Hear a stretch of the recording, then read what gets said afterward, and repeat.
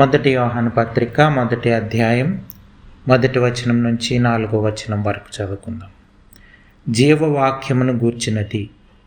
ఆది నుండి ఏది ఉండెనో మేమేది వింటిమో, కన్నులార ఏది చూచితమో, ఏది నిదానించి కనుగొంటిమో, మా చేతులు దేనిని తాకి చూచెనో అది మీకు తెలియజేయుచున్నాం. ఆ జీవము ప్రత్యక్షమాయను, తండ్రి యొద్ద ఉండి మాకు ప్రత్యక్షమైన ఆ నిత్య జీవమును మేము చూచి ఆ జీవమును గూర్చి సాక్ష్యమిచ్చుచు దానిని మీకు తెలియపరచుచున్నాం. మాతో కూడా మీకును సహవాసం కలుగునట్లు మేము చూచిన దానిని వినిన దానిని మీకును తెలియజేయుచున్నాం.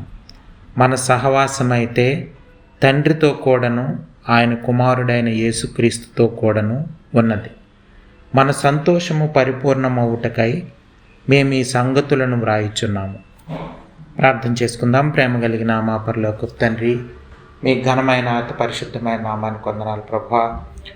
ఉదయకాల సమయంలో మీ సన్నిధికి చేరి మిమ్మల్ని స్తుతించడానికి, ఆరాధించడానికి, వాక్యపు వెలుగులో ప్రభువానైనా మమ్మల్ని మేము పరిశీలించుకోవడానికి దయచేసిన మరొక గొప్ప అవకాశాన్ని బట్టి, ప్రభువా పునరుత్థాన దినాన్ని బట్టి ప్రభువా మిమ్మల్ని స్తుతిస్తూ మిమ్మల్ని ఆరాధిస్తూ కనపరుస్తూ ఉన్నాం. ప్రభువా గడిచిన కాలంలో ప్రభువానైనా అనేక సార్లు వాక్యం ద్వారా మమ్మల్ని దర్శించారు. ప్రభు అందుని బట్టి మిమ్మల్ని స్తుతిస్తూ ఉన్నాం. ఈ సమయంలో ప్రభువా మరొకసారి వాక్యాన్ని ధ్యానించిన ఉంటుండగా మాతో మాట్లాడమని, వినిగ్రహించి లోబడ్డానికి కృప చూపించమని, వాక్యం ద్వారా ఆదరించబడ్డానికి, ఆత్మీయంగా ఎదగడానికి, ఆత్మీయ ఆశీర్వాదాలు పొందుకోవడానికి వాక్యమైన ప్రతి ఒక్కరికి ప్రభువా సహాయం దయచేయమని, ప్రభువా విధేయత కలిగిన హృదయం దయచేయమని ప్రాధేయపడతా ఉన్నాం. కృప చూపించండి. ప్రతి ఆటంకాన్ని, అంధకార శక్తిని లయపరచమని ప్రాధేయపడతా ఉన్నాం. ఉదయ సమయంలో ప్రభువా మీరేమంటున్నారో దాన్ని బట్టి మీకు వందనాలు తండ్రి. మీ గొప్పతనాన్ని బట్టి, ఔన్నత్యాన్ని బట్టి, మీ ప్రేమను బట్టి, వాత్సల్యతను బట్టి, విశ్వాస్యతను బట్టి, మహాపరిశుద్ధతను బట్టి, అపరిమితమైన జ్ఞానాన్ని బట్టి ప్రభువా మీకు వందనాలు, స్తోత్రాలు తెలియజేస్తూ ఉన్నాం. ప్రభువానైనా ఈ సమయంలో ప్రభువానైనా మాతో ఉండమని ప్రభువా ప్రాధేయపడుతూ మీ సన్నిధిని అనుభవించడానికి మా పాపాలని, ప్రభు అతిక్రమాలని క్షమించి కృప చూపించమని, ప్రభువానైనా మీ ఆశీర్వాదాలు ప్రభువా మెండుగా పొందుకోవడానికి కృప చూపించమని, ఆత్మీయంగా ఎదగడానికి ప్రభువా సరైన తీర్మానాలు తీర్మానించుకోవడానికి మాలో ప్రతి ఒక్కరికి సహాయం దయచేయమని, మీ దీవెనల ఆశీర్వాదాలు దయచేయమని యేసు ప్రభు వారి పరిశుద్ధమైన నామంలో ప్రార్థన అడిగి వేడుకుంటున్నాం తండ్రి. ఆమేన్.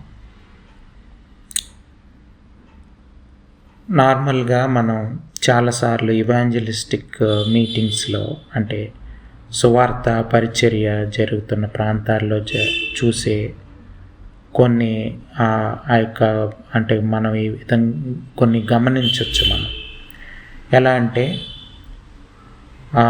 అక్కడ చాలా వాక్యం ప్రకటించబడి ఆ తర్వాత చాలామంది రెస్పాండ్ అయ్యి, చాలామంది వాక్యం విని ఆ వాక్యానికి రెస్పాండ్ అయ్యి అనేక మంది వచ్చి, కౌన్సిలర్స్ అక్కడ చాలామంది ఉంటారు. ఎవరైతే యేసు ప్రభువారిని నమ్ముకోవాలనుకుంటున్నారో, సొంత రక్షకునిగా ప్రభువుగా అంగీకరించాలనుకుంటున్నారో, మీరు నిత్య జీవం పొందాలనుకుంటున్నారో వాళ్ళందరూ చేతులెత్తమని చెప్తారు. వాళ్ళందరూ ఏడుస్తా లేకపోతే బాధపడతా చేతులు ఎత్తుతూ కౌన్సిలర్స్ ఆ తర్వాత వాళ్ళందరినీ పిలుస్తారు. అక్కడ కౌన్సిలర్స్ అంతా అక్కడ ఉంటారు. వాళ్ళ దగ్గరికి వెళ్ళినప్పుడు వాళ్ళంతా కౌన్సిలర్ అందరూ మీరు దేనికోసం వచ్చారు, ఎందుకు వచ్చారు అని వాళ్ళని అడిగితే ఎందుకో తెలియదు కానీ రావాలనిపించింది అని సమాధానాలు మనకు ఎక్కువగా కనిపిస్తాయి. అంటే చాలాసార్లు అంటే ఈ సువార్త అన్నది సరిగ్గా ప్రకటించే పరిస్థితుల్లో లేదు. అంటే మ్యాన్ సెంటర్డ్గా మనిషికి అవసరమైన వాటిని మాత్రమే చెప్తూ సువార్త ప్రకటించే దినాల్లో మనం ఉన్నాం. అనేక సంవత్సరాల నుంచి, అనేక దినాల నుంచి ఇటువంటి ఒకటిది జరుగుతూ ఉంది. అంటే యేసు ప్రభు వారి గురించి సరైన అవగాహన లేని వారే లేని వారు కూడా, తెలియని వారు కూడా యేసు ప్రభువారిని అంగీకరించామని చెప్తూ, ఆ తర్వాత కౌన్సిలర్స్ వాళ్ళని డేట్ నోట్ చేసుకోండి, మీరు ప్రార్థన చేసుకున్నారు కాబట్టి మీరు యేసు ప్రభువాన్ని మీ హృదయంలోకి ఆహ్వానించారు కాబట్టి ఈ రోజు నుంచి దేవుడు మీతో ఉంటాడు అని చెప్పడం, వాళ్ళు ఆ డేట్ని రాసుకోవడం, ఆ తర్వాత రక్షణ పొందాం అని చెబుతూ ఉన్నవాళ్ళు మనకు కనిపిస్తారు. కానీ ఎవరు కూడా ఇంత మ్యానిపులేషన్ జరుగుతుంది ఇక్కడ, లేకపోతే ఒక రకమైనటువంటివి మనిషికి అవసరమైనటువంటివి మనిషి అవసరతలకి అనుకూలంగా ఒక సువార్త ప్రకటించబడుతుందని ఎవరు అక్కడ మేనేజ్మెంట్ కానీ ఎవరు గమనించకపోవడం మనం గమనిస్తాం. ఒకవేళ ఎవరైనా గమనించినా అక్కడ చెప్పే పరిస్థితులు ఉండవు. అక్కడ ఇంకా ఆర్గనైజర్స్ ఏం చెప్తారంటే చాలా కోత కోయబడింది, ఇంకా వచ్చే సంవత్సరం కూడా సేమ్ ప్రీచర్స్ వస్తారు అని చెప్పి వాళ్ళని మళ్ళీ ఆహ్వానించాలని ఇలా అనుకుంటూ ఉంటారు. సో చాలా సువార్త అనేది ఈ రోజుల్లో సరిగ్గా తెలియని పరిస్థితుల్లోకి క్రైస్తవ్యం, లేకపోతే అనేక మంది క్రైస్తవులు అనబడేవాళ్ళు అటువంటి పరిస్థితుల్లో దినాల్లో క్రైస్తవ లోకం ఉంటా ఉంది. సో ఇటువంటి పరిస్థితుల్లో నిజమైన సువార్త గురించి అర్థం చేసుకోవాల్సిన అవసరం ఉంది. ఇక్కడ మొదటి యోహాన్లో మనం చూస్తున్నప్పుడు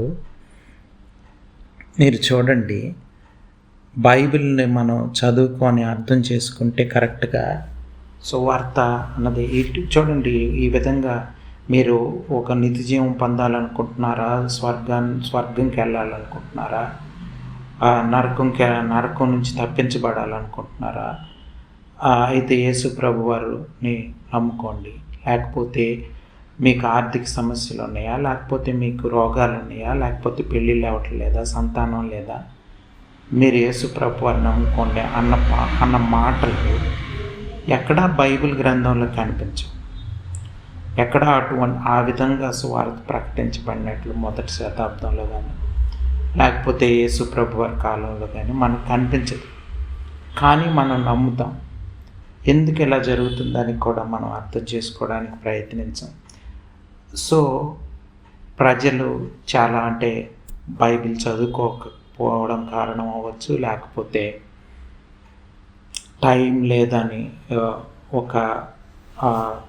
ఒక సాకుతో ఒక బిజీ లైఫ్లో శరీరానుసారమైన లోకానుసారమైన ఒక జీవితంలో కొట్టుకుపోతూ ప్యారలల్గా ఒక క్రైస్తవ కుటుంబంలో పుట్టిన దాన్ని బట్టి, లేకపోతే రకరకాల కారణంగా చర్చికి వెళ్ళడం, లేకపోతే ఇవి సంభవిస్తాయి. కానీ నిజమైన క్రైస్తవ జీవితం కానీ నిజమైన సువార్త కానీ అర్థం చేసుకునే పరిస్థితుల్లో చాలా మటుకు మనకి కనిపించదు.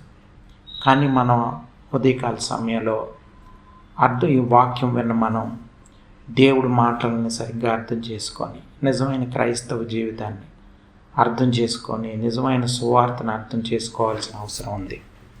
ఇక్కడ చూడండి, వాక్యంలో మొదటి అధ్యాయం మొదటి వచనం జీవవాక్యమును గూర్చినది అంటే ఒక వర్డ్ ఆఫ్ లైఫ్ గురించి చెప్తా ఉన్నారు. ఏంట వర్డ్ ఆఫ్ లైఫ్ అంటే ఆది నుంచి ఏది ఉండెనో, అంటే బిగినింగ్ నుంచి ఏది ఉండెనో దాని గురించి మాట్లాడుతున్నాం. బిగినింగ్ అంటే ఈవెన్ బిఫోర్ టైం, అంటే ఒక కాలం లేకపోతే టైము అటువంటిది బిగిన్ కాకముందే ఒకటి ఉంది అని చెప్తున్నాడు. అది దానిని మేము విన్నాం, మేము ఏది వింటిమో, కన్నులార ఏది చూచితిమో, ఏది నిదానించి కనుగొంటిమో, మా చేతులు దేనిని తాకి చూచెను, అది మీకు తెలియజేయుచున్నాం. అంటే బిగినింగ్ నుంచి ఉన్నదాన్ని మేము విట్నెస్ చేసాం, చూసాం, కన్నులారా చూసాం, విన్నాం. ఆ తర్వాత నిదానించి అంటే స్టడీ చేసాం. ఎవరి గురించి చెప్తున్నారంటే యేసు ప్రభు వారి గురించి ఈ మాటలన్నీ చెప్తున్నారని మనకు క్లియర్గా అర్థమవుతుంది. ఆ జీవము ప్రత్యక్షమాయను అంటే యేసు ప్రభు వారు ఈ లోకానికి వచ్చారు, మనతో పాటు ఉన్నారు. ఉన్నప్పుడు ఆయనతో కలిసి జీవించిన యోహాను భక్తుడు, ఆ శిష్యుల్లో ఒకడైనటువంటి యోహాను ఈ మాటలు చెప్తున్నాడు. ఏంటి? మేము చూసాం, విన్నాం, ముట్టుకున్నాం, ఆయన జీవితాన్ని స్టడీ చేసాం, ఇది మీకు చెప్పడానికి వచ్చాం. ఆ జీవము ప్రత్యక్షమైంది, తండ్రి యొద్ద ఉండి మాకు ప్రత్యక్షమైన ఆ నిత్య జీవమును మేము చూచి. అంటే ఇక్కడికి రాకముందు యేసుప్రభు వారు ఎక్కడ ఉన్నారు? తండ్రి దగ్గర ఉన్నారు. అంటే దేవునితో పాటు దేవుడుగా యేసుప్రభు వారు ఉన్నారు. మొదటి యోహాను సువార్త 1వ అధ్యాయంలో ఆది యందు వాక్యం ఉండెను, వాక్యము దేవునితో ఉండెను, దేవుడై ఉండెను అన్నది. అంటే అర్థం ఏంటి? యేసు ప్రభు వారే దేవుడుగా ఉన్నారు, దేవుడై ఉన్నాడు, అలాగే దేవునితో పాటు ఉన్నాడు. అంటే తండ్రి, కుమార, పరిశుద్ధాత్మ దేవుడు అని మనకు తెలుసు. ముగ్గురు వ్యక్తులుగా మన జీవితాల్లో దేవుడు మన జీవితాల్లో మనకు కనిపించి మనకు ప్రత్యక్షపరచుకున్న 3 రోల్స్ ప్లే చేసినా సరే దేవుడు ఒక్కడుగానే ఉన్నాడు. అంటే తండ్రి, కుమార, పరిశుద్ధాత్మ దేవుడు మన దేవుడని మనం అర్థం చేసుకుంటున్నాం. సో ఆ దేవుడే ప్రత్యక్షమై ఆ నిత్య జీవం అంటే యేసు ప్రభు వారిని ఆ ఇటర్నల్ లైఫ్ అని చెప్తున్నారు. ఆ జీవము గూర్చిన సాక్ష్యం ఇచ్చుచు దానిని మీకు తెలియపరచుచున్నారు. ఇది నిజమైనటువంటి సువార్త. నిజమైన సువార్త ఏంటి అంటే యేసు ప్రభు వారు ఈ లోకంలో పుట్టక ముందే ఉన్నారు, తండ్రితో ఉన్నాడు, అంటే దేవుడుగా దేవునితో పాటు ఉన్నాడు అని చెప్తున్నాడు యోహాను భక్తుడు. ఆయన్ని మేము చూసాం, మేమేదో ఫెయిరీ టేల్స్ చెప్పట్లేదు, అంటే ఏదో కట్టుకథలు లాంటివి చెప్పట్లేదు. మేము విని చూసి అనుభవించిన దాన్ని మీకు పంచుకోవడానికి వచ్చాం. అంటే క్రిస్టియానిటీ అనేది ఏదో బ్లైండ్గా లేదు. యేసు ప్రభు వారితో ఈ లోకంలో కలిసి జీవించినటువంటి, కలిసి బ్రతికినటువంటి, నేర్చుకున్నటువంటి శిష్యులు, ఆయన బోధలు విన్న శిష్యులు, ఆ 1వ శతాబ్దంలో ఉన్నటువంటి వాళ్ళంతా కూడా ఆయనతో పాటు సమయం గడిపిన వాళ్ళు, 3.5 సంవత్సరాలు ఆయనతో పాటు తిరిగిన వాళ్ళు మనకు అందించినటువంటిది సువార్త. ఇది సువార్త. అంటే ఈ యేసు ప్రభు వారి గురించి మనం తెలుసుకోవడం అన్నది ఆయన జీవితం. యేసు ప్రభు వారి లోకానికి రావడం, ఈ లోకంలో పుట్టడం, బ్రతకడం, జీవించి చూపించినటువంటి జీవితమే సువార్త. యేసు ప్రభు వారే సువార్త. ఇది మనం అర్థం చేసుకోవాలి. చాలాసార్లు మనం ఏమనుకుంటామంటే యేసు ప్రభు వారు ఆయన బోధలు మంచివని చాలామంది అంగీకరిస్తారు. యేసు ప్రభు వారు మంచిగా బ్రతికాడని చాలామంది అంగీకరిస్తారు. యేసు ప్రభు వారు ఒక మాదిరికరమైన జీవితం, మంచి బోధలు, మంచి మాటలు చెప్పారని వింటాం. కానీ ఆయన దేవుడిగా అంగీకరించం ఒకటి. ఇంకొకటి, ఆయన ప్రభుత్వం మన జీవితంలో ఉండడానికి ఇష్టపడం. అంటే ఆయన యొక్క అధికారానికి, మన జీవితంలో ఆయన అధికారాన్ని మనం ఒప్పుకోం. సో ఇది ఒప్పుకోకుండానే అనేక మంది మేము యేసు ప్రభువాన్ని అంగీకరించామని అనుకుంటున్న వాళ్ళు ఉంటారు. ఎందుకంటారంటే ఒకరోజు నేను ఆయన్ని మన ప్రార్థన చేయమన్నారు, వాళ్ళు చెప్పిన ప్రార్థన నేను చేశాను. ఆ మీటింగుల్లో వాళ్ళు ప్రార్థన చేయమన్నారు, వాళ్ళు ఏం చెప్తే ఆ ప్రార్థన చేశాను. ఆ రోజు నుంచి దేవుడు నాతో ఉంటాడని చెప్పారు, నేను నమ్మాను అని చాలాసార్లు చాలామంది అనుకునే అవకాశం అటువంటి వాళ్ళు ఉన్నారు, అనేక మంది. కానీ నిజమైన సువార్త అలా లేదు. చూడండి, యోహాను భక్తుడు ఏం చెప్తున్నాడంటే ఆయన మొదటి నుంచి ఉన్నాడు. ఆయన మొదటి నుంచి ఫ్రమ్ ద బిగినింగ్, అంటే టైము, అంటే పుట్టక ముందే, క్రియేషన్ లేకముందే దేవునితో పాటు ఆయన ఉన్నాడు. క్రియేషన్ ఆయన ద్వారా జరిగింది. ఆయన లేకుండా ఏది కూడా సృష్టి జరగలేదు. ఆయన ఆయన మాట ద్వారా సృష్టి జరిగింది, ఆయన ద్వారా సృష్టి జరిగిందని యోహాను భక్తుడు చెప్తున్నాడు. వాళ్ళకి దేవుని ప్రత్యక్షత దొరికింది, దేవునితో గడిపే అవకాశం దొరికింది, యేసు ప్రభు వారితో కలిసి జీవించే అవకాశం దొరికింది.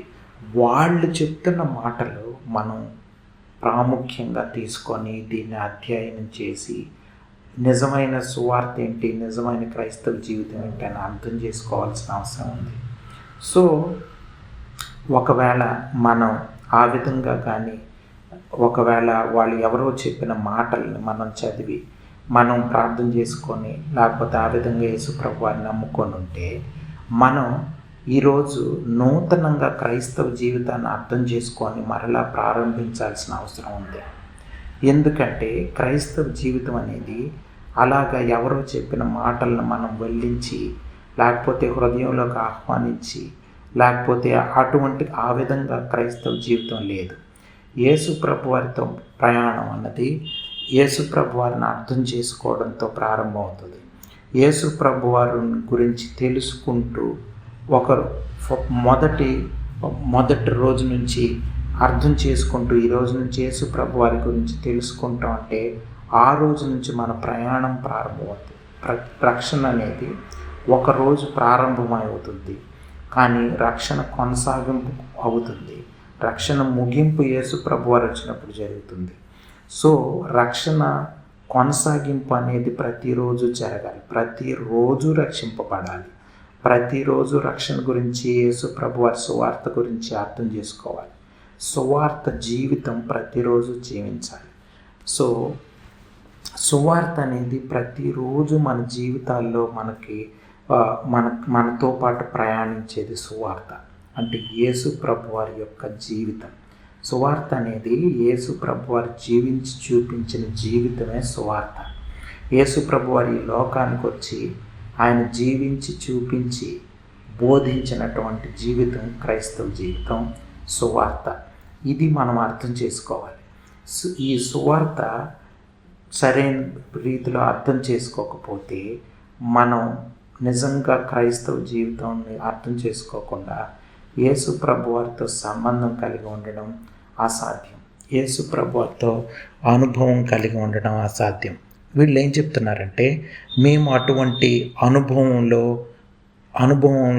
అనుభవాన్ని దేవుడు మాకు ఇచ్చాడు. అయితే ఒక అద్భుతమైనటువంటి ఒక అవకాశం చెప్తున్నాడు. చూడండి, 3వ వచనం చాలా ప్రాముఖ్యమైన, మాతో కూడా మీకును సహవాసం కలుగునట్లు. అంటే వాళ్ళకి దేవునితో సహవాసం ఉంది. ఈ లోకంలో వాడిని యేసు ప్రభు వారు ఉన్నప్పుడు ఆయనతో పాటు ఫెలోషిప్లో ఉన్నారు, ఆయనతో పాటు సహవాసం ఫ్రెండ్షిప్ చేశారు, ఆయనతో పాటు అంటే కలిసి బ్రతికారు.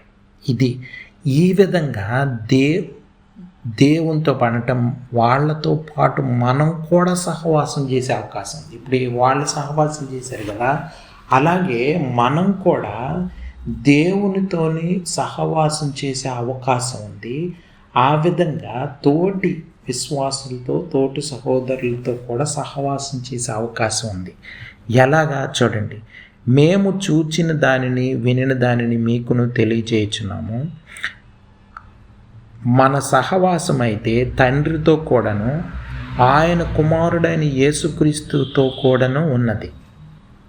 ఎలాగా, ఇప్పుడు శిష్యులు ఈ లోకంలో యేసు ప్రభు వారు ఉన్నప్పుడు సహవాసం చేశారు.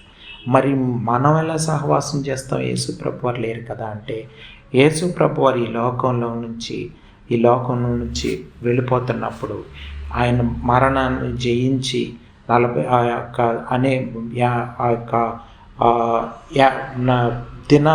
అనేక దినాలు ఇక్కడ ఈ లోకంలో గడిపారు.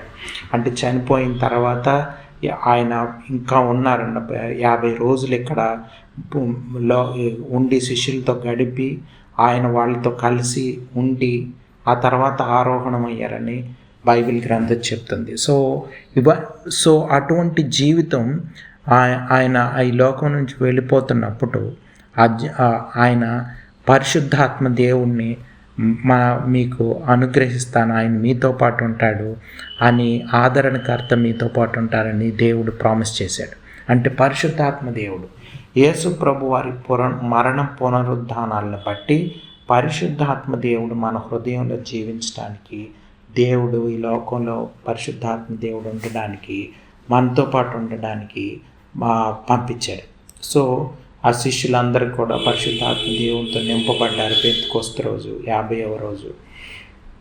సో ఆ విధంగా యేసు ప్రభు వారు యొక్క ప్రజెన్స్ మన జీవితంలో ఉంటుంది.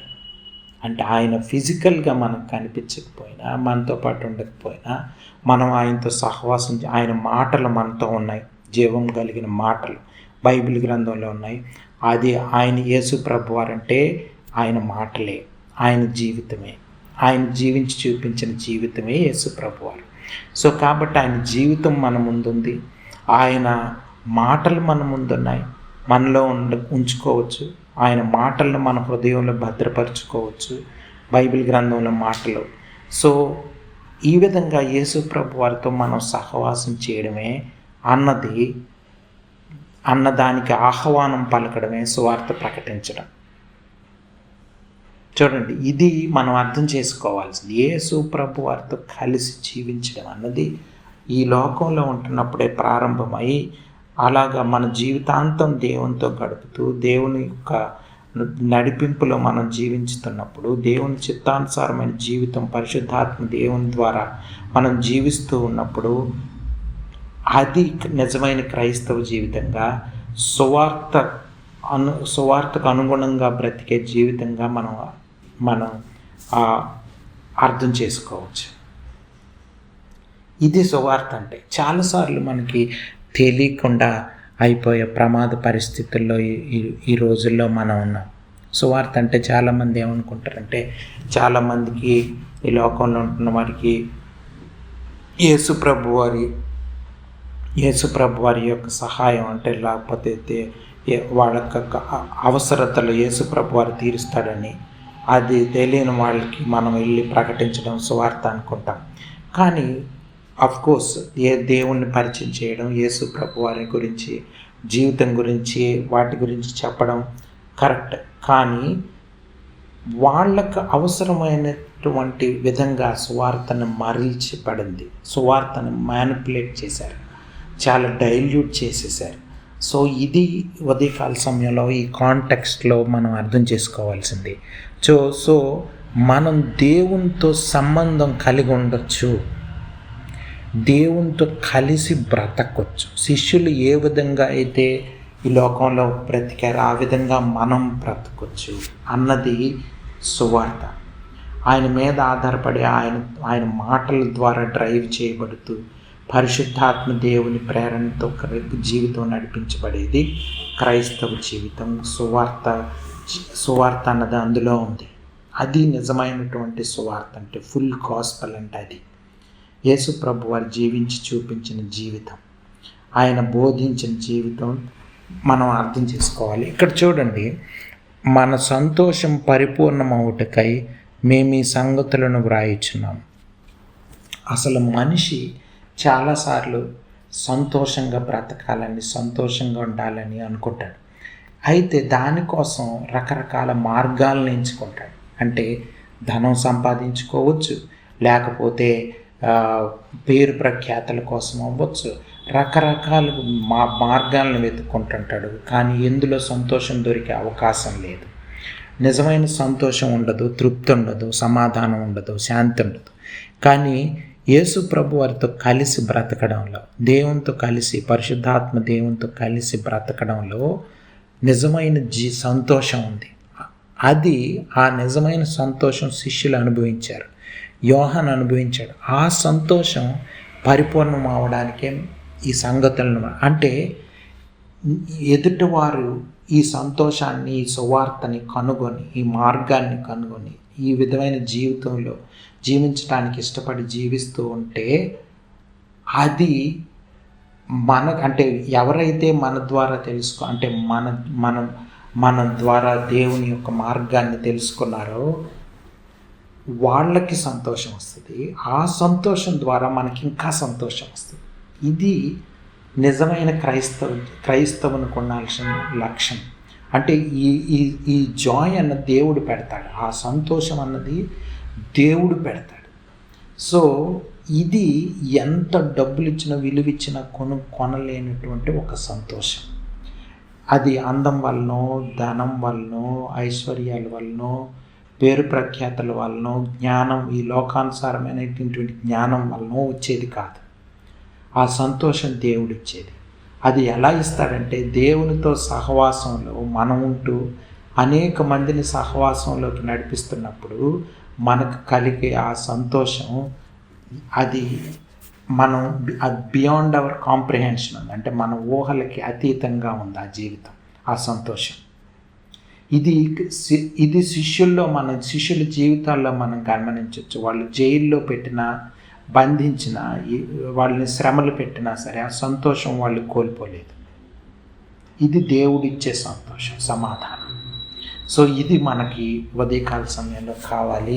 అటువంటి జ్ఞానం, అటువంటి సంతోషం, అటువంటి సమాధానకరమైన జీవితం పరిశుద్ధాత్మ దేవుడు ఈ వాక్యం విన్న మన ప్రతి ఒక్కరికి ఆ విధమైనటువంటి జీవితం మనకు దొరకాలని, మనం కోరుకోవాలని, అలాగే దేవుడు మనకు దయచేసే దేవుడని నమ్ముతూ పరిశుద్ధాత్మ దేవుని నడిపింపులో మనందరం కొనసాగాలని, మన ద్వారా అనేక మంది ప్రపంచంలో ఉంటున్న వాళ్ళు తెలుసుకోవాలని ప్రార్థన చేసుకుందాం. ప్రేమ కలిగిన మా పరలోకపు తండ్రి, మీ ఘనమైన అతి పరిశుద్ధమైన నామానికి వందనాలు. ఉదయకాల సమయంలో ప్రభువా మాతో మాట్లాడారు, అందును బట్టి మీకు వందనాలు. నిజమైన సువార్త గురించి కొంచెం అర్థం చేసుకోవడానికి దయచేసిన ఈ అవకాశాన్ని బట్టి మీకు వందనాలు. ఇంకా మేము వాక్యాన్ని ధ్యానం చేయడానికి, మీ మార్గాన్ని, మీ జీవితాన్ని అర్థం చేసుకొని ప్రభువా మీతో సహవాసం కలిగి నిజమైన సంతోషకరమైనటువంటి జీవితం, సంతోషం పరిపూర్ణం అవ్వడానికి ఆ విధమైనటువంటి గొప్ప జీవితాన్ని మాకు దయచేసినందుకు, అలాగే మేము కూడా విధేయత కలిగి ఆ జీవితాన్ని జీవించడానికి తీర్మానించుకోవడానికి సహాయం దయచేయమని, ప్రతిరోజు కూడా ప్రభువా నాయనా ఆ జీవితంలో కొనసాగడానికి కృప చూపించమని, ఆ జ్ఞానం దయచేయమని, శాంతి సమాధానాలు దయచేయమని ప్రభువా నాయన ప్రాధేయపడుతూ వాక్యం హృదయంలో భద్రపరచమని, అంధకార శక్తిని లయపరచమని ప్రాధేయపడతా ఉన్నాం తండ్రి. వాక్యం విన్న ప్రతి ఒక్కరిని ఆత్మీయ మేళ్లతో నింపమని, దీవించమని యేసు ప్రభువారి అతి పరిశుద్ధమైన నామంలో ప్రార్థన అడిగి వేడుకుంటున్నాం తండ్రి. ఆమేన్.